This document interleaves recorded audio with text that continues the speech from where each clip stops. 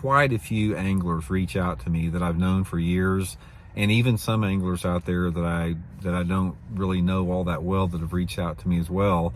And a lot of them are interested in trying to get more involved in social media and YouTube and that type of stuff. But the main thing is they are wanting out of the sport.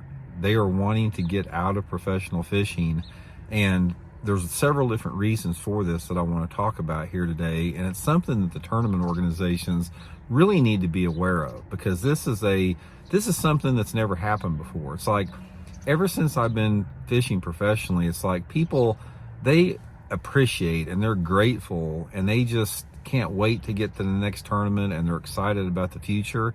It's not like that anymore, guys. The tournament environment right now is the most toxic I have ever seen in my life. And we all know why that is for the most part. It's forward-facing sonar, some other things as well. But let's talk a little bit about why you have these anglers just over the past year trying to figure out how to do something else to make a living. Okay, number one is the fact that it is more difficult right now than it's ever been to make a living as a professional angler.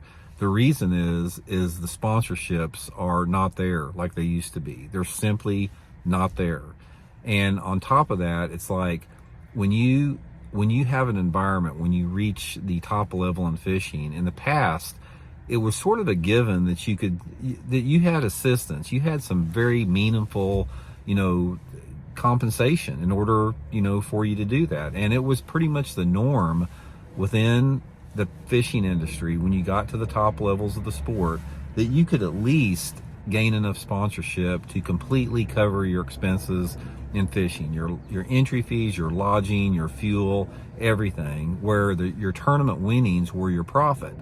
And if you could do that back before they cut the payout so much, you could make a pretty good living at it. You could just completely rely on your tournament winnings, and there was enough money in tournaments that if you were a decent angler, you could make a solid living in fishing.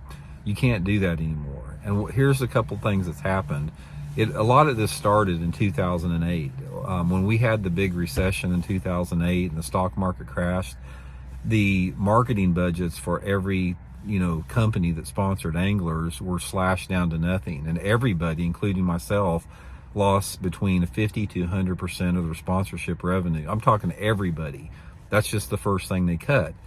Now, once the economy started recovering, about the time Barack Obama took over as president in his first term, everything started turning around, but the tournament sponsorships never returned to the pre-2008 levels because they didn't